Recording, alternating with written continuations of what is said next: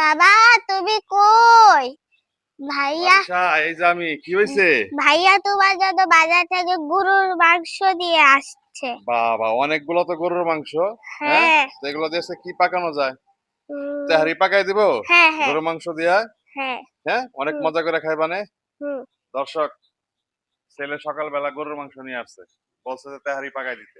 তে চলো আমরা তেহারি পাকাই।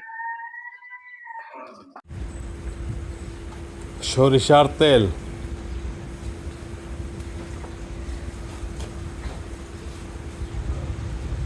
পেঁয়াজ বাটা, রসুন বাটা, পেঁয়াজ কুচি, গরম মশলা, দারুচিনি, এলাচি, পেঁয়াজ কুচি, সব মশলা একসাথে দিয়ে দিলাম।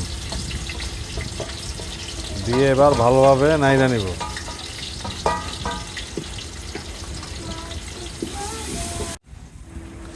পরিমাণ মতো পানি দিয়ে দিলাম।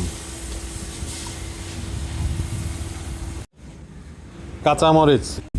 এইবার মাংসগুলো দিয়া ভালো করে নাইড়া নেব, যাতে মশলার সাথে একেবারে মাংসগুলো মিশা যায় এবং সুন্দর একটা কালার হয়।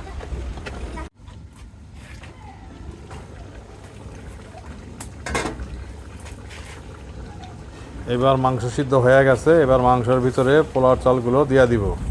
পোলার চালগুলো দিয়া ভালোভাবে নাইড়া নিব, যাতে একবারে সুন্দরভাবে মাংসের সাথে পোলার চালগুলো একেবারে মিক্সড হয়ে যায়। এতে তেহারির সৌন্দর্যটা আরও বেড়ে যাবে। খুব ভালোভাবে নাইড়া নিব।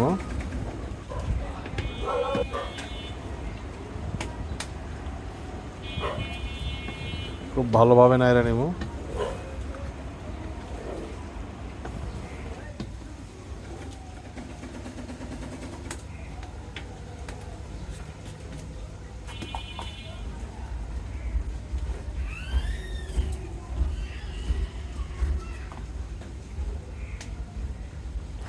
এইবার সামান্য পরিমাণ পানি দিয়ে দিব।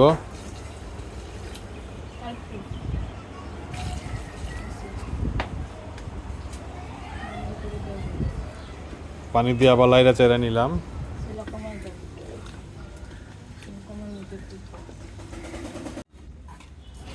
এবার পেঁয়াজের বেরেস্তাগুলি ভালোভাবে দিয়ে দিলাম, দিয়া ভালোভাবে নাইড়া নিব।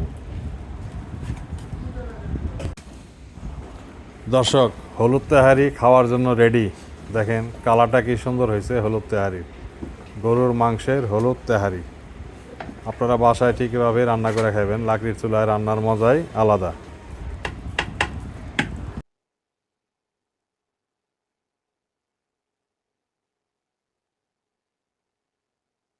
বিসমিল্লাহ।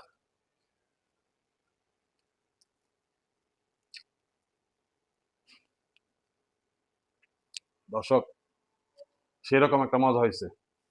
আজকাল বেশি কথা কমু না, যেগুলো আপনার হলুদ তেহারি। আজকে খাইতে থাকি, পরবর্তীতে কোনো এক ভিডিওতে দেখা হইব। ধন্যবাদ।